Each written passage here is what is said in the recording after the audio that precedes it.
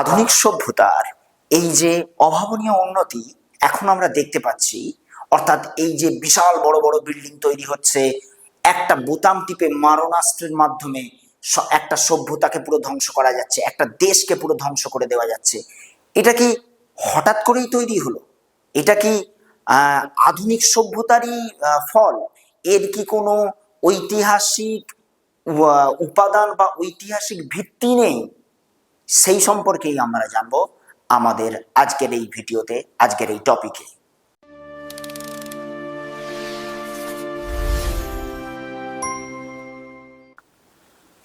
Hello and welcome to our channel learn to more. আমি তোমাদের ইতিহাসের স্যার বিক্রমজিৎ চক্রবর্তী। আমি আজকে মূলত তোমাদের যে টপিকটা পড়াবো, সেই টপিকটা হলো ইতিহাসের আদি উপাদান। ইতিহাসের আদি উপাদান সম্পর্কে আমাদের জানতে গেলে দু এক কথা বলে নিতে হয়। দু এক কথা বলতে, ইতিহাস মানুষের মন গড়া কোনো কথা নয়। হাতে উপযুক্ত তথ্য প্রমাণ নিয়ে ঐতিহাসিকদেরকে ইতিহাস লিখতে হয়। আমি তোমাদেরকে বলেছিলাম প্রাগৈতিহাসিক এবং প্রাগৈতিহাসিক যুগের ইতিহাস লেখার অন্যতম গুরুত্বপূর্ণ উপাদান হলো প্রত্নতাত্ত্বিক নিদর্শনগুলো বা প্রত্নতাত্ত্বিক উপাদানগুলো। এই প্রত্নতাত্ত্বিক উপাদানগুলো মূলত মাটি খুঁড়ে তাদের সেই সময়কার আদিম যুগের মানুষের ব্যবহার্য জিনিসপত্রের বা তাদের ব্যবহার করা হাতিয়ার, এগুলোর উপরে নির্ভর করে এই নিদর্শনগুলোকে আমরা জানতে পেরে এগুলো উৎখনন কার্যের মাধ্যমে আমরা এর কাল নির্ণয় করে, এর বৈশিষ্ট্য নির্ণয় করে আমরা ইতিহাসের বিষয়ে আনতে পারি। কিন্তু এই প্রাক ঐতিহাসিক এবং প্রায় ঐতিহাসিক যুগের ইতিহাস রচনা করার ক্ষেত্রে কিছু বাধা ঐতিহাসিকরা কিছু জটিলতার মধ্যে পড়েন। এই জটিলতাগুলোকে কাটিয়ে তোলার চেষ্টা করেছেন আমাদের প্রত্নতাত্ত্বিকরা, অর্থাৎ যারা আর্কিওলজিস্ট রয়েছেন। সেই ক্ষেত্রে আমরা মূলত আজকে ইতিহাসের যে আদি উপাদানগুলো রয়েছে, অর্থাৎ প্রাগৈতিহাসিক এবং প্রাগৈতিহাসিক যুগের সভ্যতার যে ইতিহাসগুলো আমরা জানছি, সেই ইতিহাসগুলো আমরা কিভাবে জানবো বা কোন উপাদানের উপরে নির্ভর করে আমরা এগুলো জানবো, সেই সম্পর্কেই আজকের আমাদের টপিকটা শুরু হচ্ছে। ওকে, আমি তোমাদেরকে একটু ডিসপ্লেতে একটা জিনিস দেখিয়ে দিই। একটু আমি এটাকে করে রেখেছি যে ইতিহাসের আদি উপাদান। ইতিহাসের আদি উপাদানের প্রধান আমাদের যেগুলোর উপরে নির্ভর করে আমরা পাই, প্রথমটা হচ্ছে, 1 নম্বর হচ্ছে জীবাশ্ম, 2 নম্বর হচ্ছে মাটি খুঁড়ে পাওয়া বিভিন্ন কঙ্কাল, হ্যাঁ, আদিম মানুষের কোনো হাড়গোড় পাওয়া গেছে, বা অনেক সময় দেখা যায় আদিম মানুষের হাড়গোড় পাওয়া গেছে, তার পাশেই আবার কোনো পশু জন্তুর হাড়গোড় পাওয়া গেছে, সেই কঙ্কালের মাথায় আঘাতের চিহ্ন রয়েছে। এরকমের মাধ্যমে পুরো সেই সময়কার আমরা মানুষের পুরো সভ্যতার যে অগ্রগতি ঘটেছে বা সভ্যতার যে বিবর্তন ঘটছে, সেই বিবর্তনগুলো আমরা সম্পর্কে জানতে পারি। সেই সময়কার মানুষের কঙ্কাল থেকে মূলত আমরা সেই সময়কার মানুষের খাদ্যাভ্যাস কেমন ছিল সেই সম্পর্কে আমরা জানতে পারি। আমি আসছি একটা একটা করে আস্তে আস্তে বলবো, সবকটাই ব্যাখ্যা করব। আচ্ছা, তারপরে হচ্ছে খুব গুরুত্বপূর্ণ, প্রাগৈতিহাসিক এবং প্রাগৈতিহাসিক যুগের সভ্যতাকে জানার জন্য আমাদের মূলত হাতিয়ারের উপরে নির্ভর করতে হয়, অর্থাৎ সেই সময়কার মানুষজন কোন ধরনের হাতিয়ার ব্যবহার করত, তার উপরেও কিন্তু এই সভ্যতার অগ্রগতিকে আমরা বা সভ্যতার যে বিবর্তনগুলো ঘটছে সেই বিবর্তন সম্পর্কে আমরা জানতে পারি। তারপরে যেটা রয়েছে সেটা হচ্ছে ধাতু দ্রব্য, অর্থাৎ কোন ধাতুর ব্যবহার কখন শুরু হচ্ছে, তামা, ব্রোঞ্জ এগুলোর কখন ব্যবহার শুরু হচ্ছে, তাম্র, প্রস্তর একসাথে যখন ব্যবহার করা হচ্ছে সেই সম্পর্কে আমরা জানতে পারবো। এগুলো মূলত প্রত্যেকটিই হচ্ছে আমাদের প্রত্নতাত্ত্বিক নিদর্শনের উপরে নির্ভর করে পাওয়া যাচ্ছে। আচ্ছা, তারপরে হচ্ছে মৃৎশিল্প। মৃৎশিল্প মানে মাটির কাজ। আমরা জানি অনেক অনেক জায়গাতে আমরা মাটির এই ধরনের যে তাদের ব্যবহার্য সেই সময়কার জিনিসপত্র, সেগুলো আমরা সম্পর্কে ধারণা লাভ করতে পারি। সেই যুগের ইতিহাস সম্পর্কে আমরা মূলত তাদের মৃৎ পাত্রগুলো যে ধরনের ব্যবহার করতো তার উপরে নির্ভর করে আমরা এগুলো জানতে পারি, তাদের উপাদানগুলো। আচ্ছা, নেক্সট যেটা হচ্ছে গুহা ও বাড়িঘর। বাড়িঘর হবে এটা, গুহা এবং বাড়িঘর, অর্থাৎ গুহার যে সময় মানুষ বসবাস করছে, বাড়ি মানুষ যে সময় স্থায়ী বসতি গড়ে তুলছে, কোন সময় গড়ে তুলছে, আমরা এইগুলো সম্পর্কে প্রত্নতাত্ত্বিক নিদর্শনের উপর নির্ভর করে জানতে পারি। আর তারপরে আছে গুহা চিত্র, মোস্ট ইম্পর্টেন্টলি গুহা চিত্র, অভাবনীয় অনেক অনেক গুহা চিত্র কিন্তু প্রাচীন মানুষরা, প্রাচীন যুগের মানুষরা তারা এখনো পর্যন্ত এই আধুনিক যুগের মানুষকে মোহিত করেছে। আমি প্রথমেই তোমাদেরকে বলেছিলাম যে আধুনিক যুগে হঠাৎ করে এত সুন্দর চিত্রকলা তৈরি হয়ে গেছে, এত সুন্দর বিল্ডিং তৈরি হয়ে গেছে, গুহার যে কারুকার্য, সেই সময়কার বাড়ির যে কারুকার্য, হরপ্পা সভ্যতার যে নিদর্শনগুলো আমরা দেখতে পাবো, হরপ্পা সভ্যতার যে নগর পরিকল্পনা দেখতে পাবো। হরপ্পা সভ্যতার নগর পরিকল্পনা পরে তোমাদেরকে আমি একটু বলবো। হরপ্পা সভ্যতার নগর পরিকল্পনা পৃথিবীর সমস্ত গর্ডন চাইল্ড থেকে শুরু করে, চার্লস ম্যাসন থেকে শুরু করে সমস্ত বড় বড় ব্যক্তিদেরকে চমকিত করেছিলেন হরপ্পা সভ্যতার নিদর্শন। আমরা যেমন আধুনিক সভ্যতায় যেমন এই ধরনের বাড়িঘর দেখতে পাই, পরিকল্পিত বাড়িঘর দেখতে পাই, হ্যাঁ, নর্দমা অর্থাৎ যাকে বলা হয় পয় প্রণালী ব্যবস্থা, সেগুলো সম্পর্কে আমরা জানতে পারি। হরপ্পা সভ্যতা তো কিন্তু ঠিক তেমনই ছিল, অর্থাৎ ইতিহাসের, আধুনিক ইতিহাসের যে ভিত্তি সেটা কিন্তু প্রাচীন সভ্যতা থেকেই এই সভ্যতায় কিন্তু বিবর্তন অনুসারেই চলে আসছে, প্রবহমান গতিতেই কিন্তু আধুনিক সভ্যতায় চলে আসছে। ওকে, আচ্ছা, তারপরে যেটা আসছে প্রাচীন সমাধি, এইটা একটু ইন্টারেস্টিং। প্রাচীন সমাধি, সমাধি দেখে আমরা কিভাবে বুঝবো? দেখো, সমাধি দেখে মূলত আমরা সেই সময়কার মানুষের ধর্মীয় ভাবনা সম্পর্কে জানতে পারি। মোস্ট ইম্পর্টেন্টলি ধর্মীয় ভাবনা, কোন দিকে মাথা করে সমাধি হচ্ছে, উত্তর দিকে না দক্ষিণ দিকে, পূর্ব দিকে না পশ্চিম দিকে, সেই অনুসারে হচ্ছে। আচ্ছা, অনেক অনেক সময় আমরা দেখতে পেয়েছি যে যেমন আমাদের কাশ্মীরের হচ্ছে বুরজাহাম, সেখানে অনেক ধরনের সমাধি পাওয়া যায়। হ্যাঁ, এই সব জায়গাগুলোতে আমরা অনেক সময় দেখতে পাই সমাধি রয়েছে, সমাধির পাশে তার যে পোষ্য তারও কঙ্কাল পাওয়া যাচ্ছে, অর্থাৎ কোনো একটা কুকুরের কঙ্কাল পাওয়া যাচ্ছে। এবং সমাধি রয়েছে আবার যাকে সমাধিস্থ করা হয়েছে তার ব্যবহার্য জিনিসপত্র, সেগুলোও কিন্তু তার মাথার ধারে রেখে দেওয়া হচ্ছে। অর্থাৎ এর মাধ্যমে আমরা কি জানতে পারছি? যে সেই সময়কার মানুষও কিন্তু ইহজাগতিক আর পরলৌকিক যে ব্যাপারটা ছিল, অর্থাৎ মৃত্যুর পরেও যে মানুষের আর একটা জীবন থাকতে পারে, এখন আমরা যেরকম মনে করি যে অন্ত্যেষ্টিক্রিয়ার যে মানে হয়ে যাওয়ার পরে মানুষ মারা যাওয়ার পরেও তার যে ব্যবহার্য জিনিসপত্র তার সাথে পুড়িয়ে দেওয়া বা তার সাথে কবরস্থ করে দেওয়া, এই যে ব্যাপারগুলো থাকে, হ্যাঁ, তাকে একটা পাত্র করে জল দিয়ে আসা, খাবার দিয়ে আসা, এই ব্যাপারগুলো, রিচুয়ালসগুলো আমাদের মধ্যেও রয়েছে। অর্থাৎ আমরা কি মনে করি যে মৃত ব্যক্তি সে এইগুলো তার পরবর্তী জীবনের বা জার্নির জন্য সে এগুলো ইউজ করবে। অর্থাৎ সেই সময়ের মানুষও কিন্তু এটা মনে করত যে মৃত্যুর পরেও মানুষের একটি জীবন আছে, অর্থাৎ তারা এই জিনিসপত্রগুলো তাদেরকে দিয়ে দিত। অর্থাৎ এর মাধ্যমে আমরা সেই সময়কার মানুষের ধর্মীয় জীবন সম্পর্কে জানতে পারি, ধর্মীয় আমাদের বলো ধর্মীয় কালচার সম্পর্কে জানতে পারি, এই ব্যাপারগুলো হচ্ছে। আচ্ছা, এবারে আমরা একটা পার্ট ধরে ধরে আমরা মূলত আসবো। এখানে প্রথম যেটা রয়েছে জীবাশ্ম। জীবাশ্মর ক্ষেত্রে মূলত জীবাশ্ম সম্পর্কে যদি বলতে হয় তাহলে একটু বলে নেব যে জীবাশ্ম কথাটা মূলত এসেছে একটা ল্যাটিন শব্দ। ল্যাটিন শব্দটা ল্যাটিন শব্দটা হচ্ছে ফসাস। ল্যাটিন শব্দটা হচ্ছে ফসাস। ল্যাটিন শব্দ ফসাস, এটা একটা ল্যাটিন শব্দ ফসাস। ফসাস থেকে এসেছে ফসিল কথাটি এসেছে। এবার ফসিল কথাটি আমরা যাকে জীবাশ্ম বলছি, জীব যোগ অশ্ব, জীব যোগ অশ্ব অতালবস্যময়। এখানে অশ্ব মানে কি? এখানে অশ্ব মানে হচ্ছে পাথর। ওকে, এখানে অশ্ব মানে পাথর, এখানে অশ্ব মানে পাথর, অর্থাৎ জীবের সাথে যে পাথর মিশ্রিত হয়ে একটা নতুন ধরনের কার্বনেশন পদ্ধতির মাধ্যমে একটা নতুন ধরনের কার্বনেশন প্রক্রিয়া তৈরি হচ্ছে, যাকে বলা হচ্ছে জীবাশ্ম।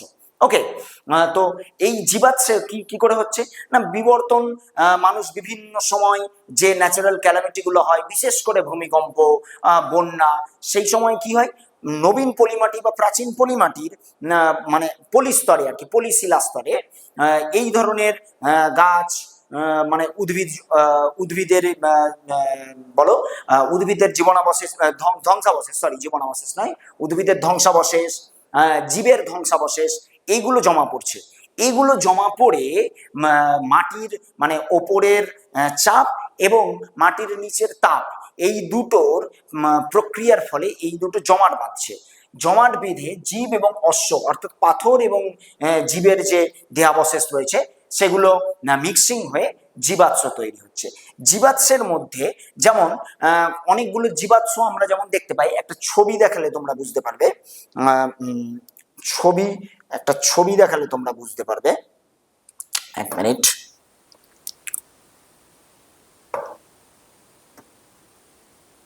এখানে একটা ছবি দেখাই তোমাদের।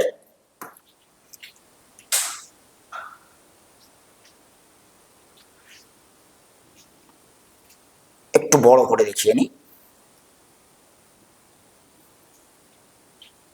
একটু বড় করে নি।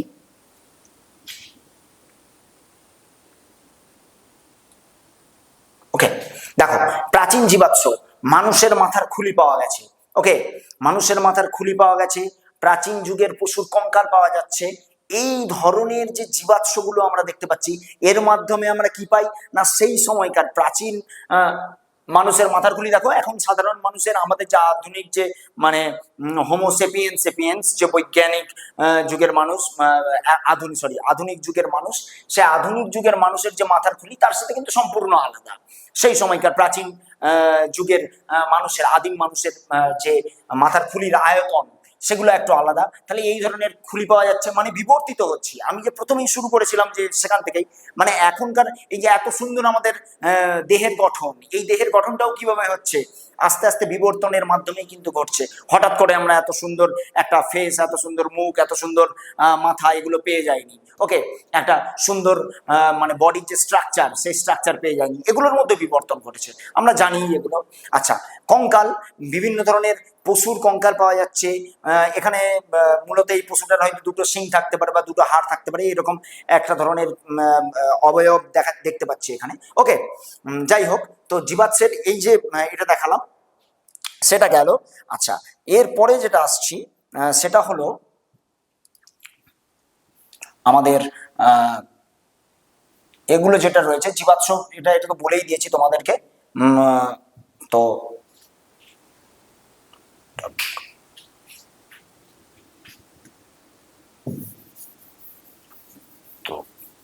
তোমাদের আচ্ছা, জীবাশ্মটা গেল।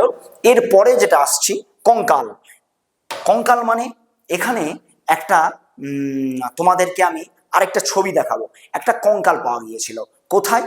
আফ্রিকায়। আফ্রিকায় একটা অস্ট্রালোপিথেকাস, হ্যাঁ অস্ট্রালোপিথেকাস যুগের সেই সময়কার একটা মানুষের কঙ্কাল পাওয়া যায়, একটা ছোট্ট মেয়ের কঙ্কাল পাওয়া যায়।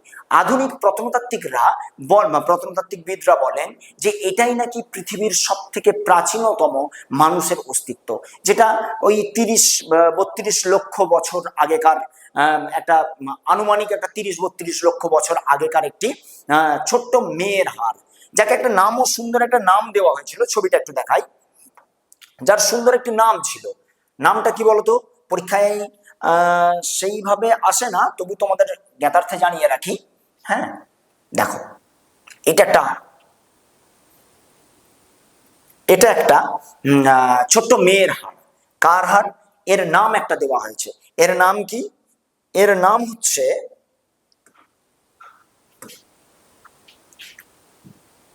আচ্ছা রাইট, আচ্ছা এর নাম হচ্ছে, মেয়েটির নাম হচ্ছে লুসি। ওকে, এই মেয়েটির নাম হচ্ছে লুসি।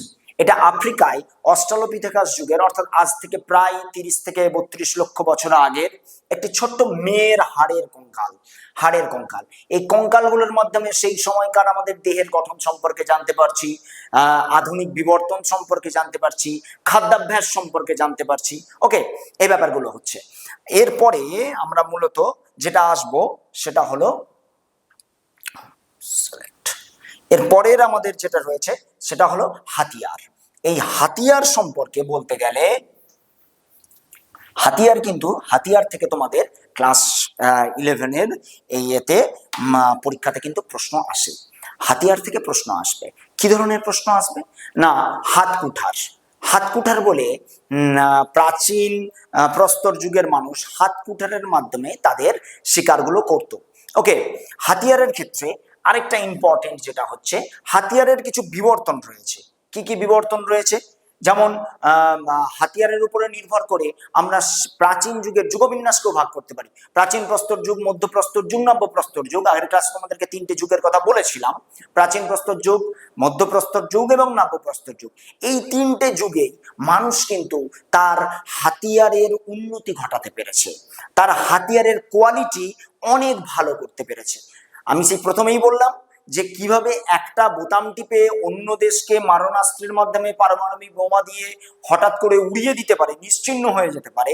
এই ব্যাপারটা কিন্তু মানুষের প্রথম থেকেই মানুষ এই অস্ত্রের যে বিবর্তন, মানুষ যে অস্ত্রকে উন্নত করছে, এটা কিন্তু আধুনিক কোনো ব্যাপার নয়, এটা কিন্তু প্রাচীন সভ্যতা থেকেই চলে আসছে। ওকে, এখানে যেটা রয়েছে হাতিয়ার, যেমন প্রাচীন প্রস্তর যুগে আমরা দেখব মোটা একটু হাতিয়ারগুলো, ভোঁতা, হ্যাঁ, হাতিয়ারগুলো অনেকটা ভারী, অনেক জন মিলে একসাথে সেই হাতিয়ারকে তুলে নিয়ে গিয়ে শিকার করছে, এইরকম ধরনের আমরা জিনিসগুলো দেখতে পাই।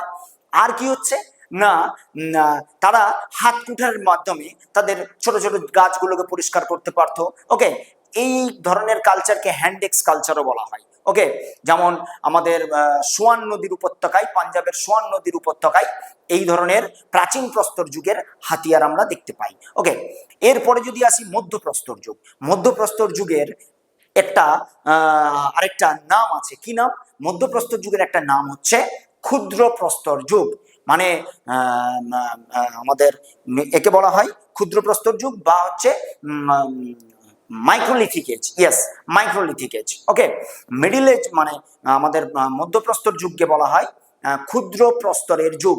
এটা কিন্তু পরীক্ষায় তোমাদের প্রশ্ন আসতে পারে, কোন যুগকে ক্ষুদ্র প্রস্তরের যুগ বলা হয়। কেন একে ক্ষুদ্র প্রস্তরের যুগ বলা হয় সেটা সম্পর্কে একটু বলি।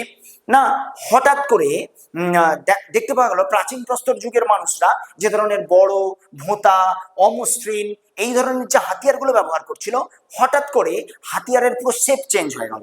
আস্তে আস্তে কি হলো না, হাতিয়ারগুলো একটু শার্প হতে লাগলো, হাতিয়ারগুলো একটু তীক্ষ্ণ হতে লাগলো, হাতিয়ারগুলো একটু ওজনে হালকা হতে লাগলো। যার ফলে কি হয় না, অনেক দূর থেকে গিয়ে একটা মানে পশু হয়তো শুয়ে আছে, তাকে দূর থেকে গিয়ে ছুঁড়ে মারা যেতে পারে, মানে শিকার করা যেতে পারে, খাদ্য সংগ্রহ করা যেতে পারে। ওকে, যার ফলে কি হবে না, আগে কি হতো, একসাথে দলবদ্ধভাবে একটা বড় পাথরকে তুলে নিয়ে গিয়ে পশুকে মারা হতো, অনেক শ্রম লাগতো, তার মধ্যে রিস্কও ছিল, কারণ পশুর কাছাকাছি চলে যেতে হতো, পশু হয়তো অ্যাটাক করে নিতে পারতো, এরকম ব্যাপার হতে পারতো।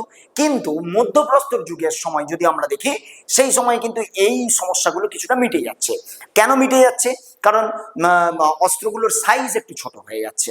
ওকে, এরপরে যেটা আসবো নব্যপ্রস্তর যুগ। নব্যপ্রস্তর যুগে কিন্তু হাতিয়ার অনেক বেশি শৌখিন হয়, অনেক বেশি হ্যান্ডি হয়, মানে ধরতে পারা যাবে, মানুষের সুন্দরভাবে মানুষ বহন করে নিয়ে যেতে পারবে, এই ধরনের। তাহলে হাতিয়ারের ক্ষেত্রে কিন্তু আমরা দেখতে পাচ্ছি একটা যুগান্তরকারী পরিবর্তন কিন্তু এই প্রস্তর যুগ থেকেই শুরু হয়ে আসছে।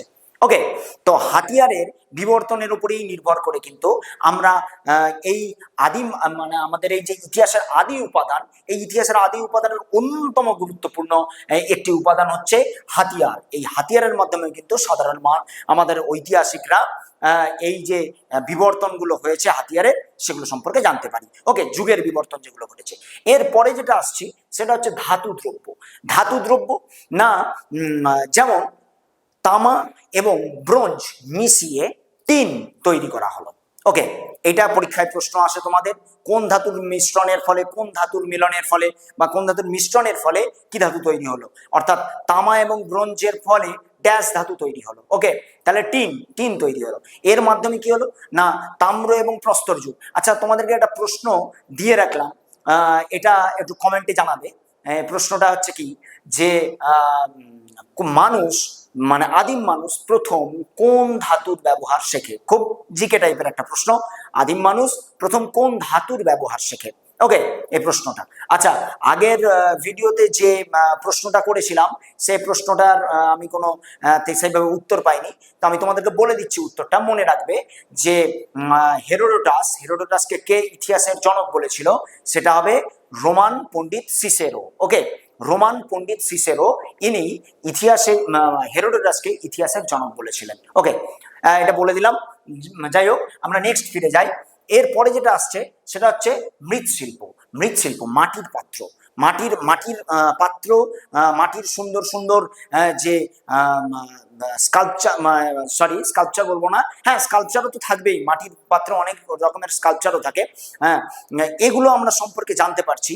যেমন মাটি খুঁড়ে প্রত্নতাত্ত্বিকরা অনেক ধরনের আদিম মানুষের ব্যবহার্য জিনিসপত্রের মাটির পাত্রগুলো পাচ্ছে। ওকে, এর মধ্যে গুরুত্বপূর্ণ যেটা হচ্ছে মৃৎশিল্পের ক্ষেত্রে, যে কথাটা বলছিলাম, মৃৎশিল্পের ক্ষেত্রে এক অভাবনীয় উন্নতি ঘটেছিল নব্যপ্রস্তর যুগে। কারণ নব্যপ্রস্তর যুগে মানুষের একটি আবিষ্কার, যে আবিষ্কার যুগান্তকারী আবিষ্কার হিসেবে পরবর্তীকালে প্রতিপন্ন হয়, যেটা হচ্ছে কুমোরের চাকা আবিষ্কার। পরীক্ষায় তোমাদের এখান থেকে প্রশ্ন আসতে পারে, কোন যুগে কুমোরের চাকা আবিষ্কৃত হয়েছে? মনে রাখবে এটা নবপ্রস্তর যুগে কুমোরের চাকা আবিষ্কৃত হয়েছে। ওকে, কুমোরের চাকাকে ইউজ করে আদিম মানুষরা আরো সুন্দরভাবে, আরো শৌখিন অনেক ধরনের মাটির পাত্র তৈরি করতে তারা পারছিল। ওকে, অনেক সময় এরা কি করত, নখ দিয়ে, হাড় দিয়ে বা কোনো কাঠি দিয়ে এই মাটির পাত্রগুলোতে চিত্র অঙ্কন করত। ওকে, এই চিত্রগুলো এত শৌখিন হতো এবং এর কালার, এর যে বিভিন্ন ধরনের পাতা বা বিভিন্ন ধরনের ফুলের রং দিয়ে বা ফুলের মানে বলো রস দিয়ে, বিভিন্ন ধরনের কালার দিয়ে এরা এর উপরে কালার দিত। ওকে, তো মৃৎপাত্রগুলো আরো সুন্দর হয়ে যেত, আরো দেখতে সুন্দর লাগতো। ওকে, তো এইখানের ক্ষেত্রে আমরা বলবো মৃৎশিল্পের ক্ষেত্রে আদিম মানুষের যেসব মৃৎশিল্পগুলো পাওয়া যায় না বা মৃৎপাত্রগুলো পাওয়া যায়, তার মাধ্যমে আমরা সেই সময়কার মানুষের ব্যবহার্য জিনিসপত্র সম্পর্কে জানতে পারি, বা সেই সময়কার মানুষের যে পরবর্তীকালে যে যুগের বিবর্তন ঘটছে সেগুলো সম্পর্কে আমরা জানতে পারি। ওকে, আচ্ছা, এরপরে আসি আমরা গুহা ও বাড়িঘর আর কি। গুহা এবং বাড়িঘরের ক্ষেত্রে আমরা যেটা বলবো যে যেমন আমাদের এখানে ভারতবর্ষের ক্ষেত্রে কাশ্মীরের বুরজাহামে আমরা প্রাচীন মানে প্রাগৈতিহাসিক যুগের মানুষের গুহার নিদর্শন পেয়ে থাকি।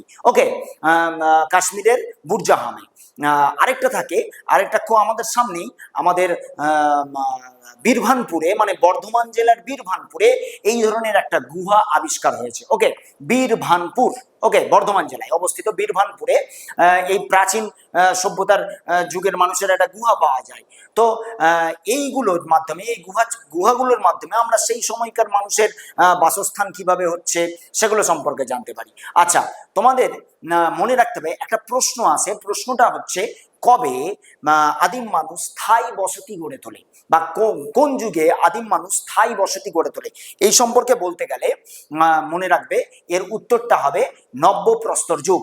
নব্যপ্রস্তর যুগে আদিম মানুষ স্থায়ী বসতি গড়ে তোলে। ওকে, আচ্ছা, এরপরে যেটা আসছি, বিবর্তনের মাধ্যমে আস্তে আস্তে মানুষ গুহা ছেড়ে বিভিন্ন মাটির বাড়ি তৈরি করলো। মাটির বাড়ির বিবর্তনের মাধ্যমে আস্তে আস্তে তারা আরো আপগ্রেড হয়ে গিয়ে আরো বিবর্তনের মাধ্যমে তারা পাকার বাড়িতে আস্তে আস্তে শিফটেড হলো। ওকে, এবং আমি তোমাদেরকে প্রথমেই বলেছিলাম যে হঠাৎ করে কি এরকম আধুনিক সভ্যতায় এত সুন্দর বড় বড় বিল্ডিং তৈরি হয়ে গেল? না, এটা না। হরপ্পা সভ্যতার অন্যতম কারণ, অন্যতম উদাহরণ আমরা দেখবো, হরপ্পা সভ্যতাতে অনেক জায়গাতে দোতলা বাড়িরও প্রমাণ পাওয়া যায়, অনেক এতে সিঁড়িরও ব্যবহার পাওয়া যায়। আমি তোমাদের হরপ্পা সভ্যতা যখন দেখাবো তখন ছবিতে এগুলো দেখাবো। ওকে, আচ্ছা, এরপরে যেটা আসছে গুহাচিত্র। গুহাচিত্র খুব ইম্পর্টেন্ট। গুহাচিত্র থেকে পরীক্ষায় কিন্তু তোমাদের 3টি প্রশ্ন আসবেই। ওকে, আচ্ছা, স্পেনের আলতামিরা গুহা, মধ্যপ্রদেশের ভীমবেটকা, আর বিহারের নওদা জেলায় একটা গুহাচিত্র পাওয়া যায়। ওকে, আচ্ছা, এছাড়া আমাদের এই রিসেন্টলি আমাদের পশ্চিমবঙ্গের ঝাড়গ্রাম জেলায় লালবাগ নামক একটা জায়গা রয়েছে, সেখানে কিন্তু ওই প্রাচীন যুগের মানুষের গুহাচিত্রের নিদর্শন পাওয়া গেছে। ওকে, আচ্ছা, এবারে গুহাচিত্রের ক্ষেত্রে আমি তোমাদেরকে দুটো ছবি দেখাই। যে আমি বললাম তোমাদেরকে স্পেনের আলতামিরা গুহা এবং ভীমবেটকা, এই দুটো হচ্ছে অবিস্মরণীয়। কারণ এই দুটো চিত্রের, গুহা চিত্রের রং এখনো উঠেনি। এবং এত সুন্দর, এত বৃহৎ একটা ছবি কি করে ওই রকম আদিম মানুষরা পারলো? হ্যাঁ, এখন তো অনেক সুন্দর সুন্দর রং তুলি ইত্যাদি ইত্যাদি পাওয়া যায়, হ্যাঁ, ক্যানভাসে সুন্দর করে ছবি টবি আঁকা যায়, কিন্তু তখনকার যুগের মানুষের তো এত উপাদান ছিল না। হ্যাঁ, এত সুন্দরভাবে মানুষের এত এই ধরনের রং পাওয়া যেত না, অ্যাভেলেবিলিটি ছিল না। কিন্তু সেই সময় মানুষ কিভাবে এত সুন্দর গুহা করলো, তোমরাও আশ্চর্য হবে ছবিগুলো যদি একটু দেখো। বইয়েতে হয়তো দেখেছো, কিন্তু এতে দেখলে আর একটু ভালো লাগবে। যেমন দেখো, এটা হচ্ছে স্পেনের, দাঁড়াও ছবিটা একটু আসতে দাও, এটা হচ্ছে স্পেনের আলতামিরা গুহার ছবি। ওকে, এটা হচ্ছে স্পেনের আলতামিরা গুহার ছবি। একটা বিশাল বড় বাইসন, এই বিশাল বড় বাইসনের একটা ছবি স্পেনের আলতামিরা গুহাতে অবস্থান করছে। ওকে, দেখো এই ছবিটার রঙের মানে কতটা এখনো ডার্কনেস রয়েছে। লাল একটা আভা দেখতে পাচ্ছ, হলুদ আভা, কালো আভা, সুন্দর সুন্দর লোম করেছে। হ্যাঁ, জাস্ট এর লোমগুলো যে করেছে এগুলোর কালোর আবঝা করে, কালোর শেড গুলো দেওয়া আছে, লাল রং করেছে। ওকে, তো এগুলো যেন মানে আমাদেরকে আশ্চর্য করে দেয়। আধুনিক যুগের প্রথমেই বলেছিলাম না যে আধুনিক যুগকে হঠাৎ করে তৈরি হয়ে গেল, আধুনিক যুগের সভ্যতার মানুষকে হঠাৎ করে হয়ে গেল, না, এরকম নয়। এর একটা উপাদান রয়েছে, আমাদের এই আদিম মানুষের একটা ভিত্তি রয়েছে, আমাদের এই আধুনিক মানুষের ভিত্তি হচ্ছে আদিম মানুষ। ওকে, যেমন তাহলে এটা কোথায় অবস্থিত? এটা হচ্ছে স্পেন, এটা হচ্ছে স্পেনের আলতামিরা গুহায়, এটা হচ্ছে স্পেন গুহাটার নাম হচ্ছে আলতামিরা। ওকে, মনে রাখবে আলতামিরা। ওকে, আলতামিরা গুহা, তাহলে আলতামিরা গুহা অবস্থিত স্পেনে, এটা পরীক্ষায় প্রশ্ন আসতে পারে। ওকে, আচ্ছা, এরপরে তোমাদেরকে আরেকটা ছবি দেখাই, যেটা বলছিলাম আরেকটা ছবি হচ্ছে, সেটা হচ্ছে আমাদের ভারতবর্ষের, এটা হচ্ছে আমাদের ভারতবর্ষের একটা ছবি, যেটা মধ্যপ্রদেশে অবস্থিত, মধ্যপ্রদেশের ভীমবেটকা। ওকে, মধ্যপ্রদেশের ভীমবেটকায় আদিম মানুষের গুহা চিত্র। ওকে, এই গুহা চিত্রটা আবার যদি একটু ভালো করে লক্ষ্য করো, এই গুহা চিত্রটা কিন্তু একটু কি ধরনের, এই গুহা চিত্রটা যদি দেখো তোমরা, হ্যাঁ, এই গুহা চিত্রটাতে একটা বিশাল বড় বাইসন এখানে শুয়ে আছে, বাইসনের ছবিটা এখন আবজা হয়ে গেছে। হ্যাঁ, এখানটায় শুয়ে আছে এবং এইখানে মানুষজন সকলে মিলে ঘোড়ার পিঠে চেপে তাকে আক্রমণ করতে যাচ্ছে।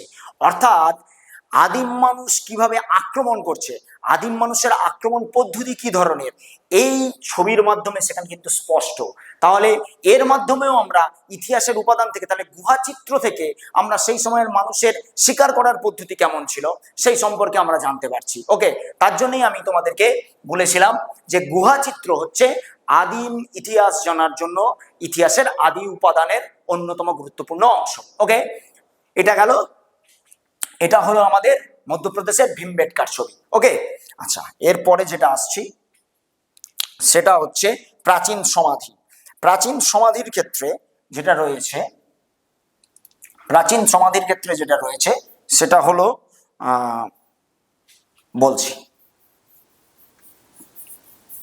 এটা সিলেক্ট করতে হবে। আচ্ছা, এরপরে যেটা আসছি সেটা হচ্ছে প্রাচীন সমাধি। ওকে, প্রাচীন সমাধির ক্ষেত্রে ইম্পর্টেন্ট যেটা, বিশাল বড় সমাধি। কি সমাধি? আমরা সকলেই জানি পিরামিড। ওকে, মিশরের যে পিরামিড, হ্যাঁ, খুফুর পিরামিড, পৃথিবীর বৃহত্তম পিরামিড, এবং তার মাঝখানে যে স্ফিংসের স্থাপত্য, স্ফিংস মানে মানুষের মতন তার দেহ, কিন্তু তার দেহটা হচ্ছে সিংহের মতো এবং তার মুখটা হচ্ছে মানুষের মতন। এই দুটো যে বিশাল বড় স্কাল্পচার, বিশাল বড় স্থাপত্য, হ্যাঁ, সেইটা সম্পর্কে কিন্তু আমাদের সমাধি থেকেও কিন্তু আমরা সেই সময়কার আদিম মানুষের আদি উপাদান সম্পর্কে আমরা জানতে পারি। সমাধি সম্পর্কে প্রথমেই তোমাদেরকে একটু বলে দিয়েছিলাম ইন্ট্রোডাকশনের সময়, যে সমাধির মাধ্যমে আমরা সেই সময়কার মানুষের জীবনশৈলী সম্পর্কে জানতে পারি, ধর্মীয় ভাবনা সম্পর্কে জানতে পারি। এই ধরনের সমাধি অনেক কাশ্মীরের বুরজামে পাওয়া যায়। কাশ্মীরের বুরজামটা খুব ইম্পর্টেন্ট, আমি বারবারই বলছি। হ্যাঁ, এই শহরটা খুব ইম্পর্টেন্ট, এখান থেকে অনেক ধরনের সমাধি পাওয়া যায়। এছাড়া হরপ্পা মহেঞ্জোদারো যুগের লোথাল, কালীবঙ্গান, হরপ্পা সভ্যতার যে বিখ্যাত বিখ্যাত স্থানগুলো রয়েছে, সেখান থেকেও আমরা বিভিন্ন ধরনের সমাধির উপাদানগুলো পাই। তো আদিম মানব সভ্যতার গুরুত্বপূর্ণ উপাদানগুলোর মধ্যে এই যেগুলো ছিল, জীবাশ্ম, কঙ্কাল, হাতিয়ার, ধাতুদ্রব্য, মৃৎশিল্প, আচ্ছা, গুহা এবং বাড়ি, গুহাচিত্র এবং প্রাচীন সমাধি, এগুলো থেকে কিন্তু তোমাদেরকে প্রশ্নগুলো পরীক্ষায় আসতে পারে। এবং এগুলো সম্পর্কে এই সবকটাই হচ্ছে আমাদের আদি উপাদান হলেও এগুলো আমাদের মানব সভ্যতার, আধুনিক মানব সভ্যতার অন্যতম গুরুত্বপূর্ণ ভিত্তি, অন্যতম গুরুত্বপূর্ণ উপাদান। তো তার জন্য তোমাদেরকে আমি প্রথমেই বলেছিলাম যে হঠাৎ করে কি গড়ে উঠলো, কেন গড়ে উঠলো না, হঠাৎ করে গড়ে ওঠেনি। এর জন্য প্রাচীন আমাদের যে সভ্যতাগুলো রয়েছে, প্রাচীন সভ্যতা, এর জন্য আমাদের বর্তমান আধুনিক সভ্যতার জন্য এই প্রাচীন সভ্যতাগুলোও কিন্তু অনেকাংশে দায়ী। ওকে, আজকের ভিডিও এতদূর পর্যন্তই। আমাদের ভিডিওগুলো ভালো লাগলে চ্যানেলটিকে সাবস্ক্রাইব করবেন এবং ভিডিওটি ভালো লাগলে লাইক, শেয়ার, কমেন্ট করতে কিন্তু ভুলবে না। Thank you.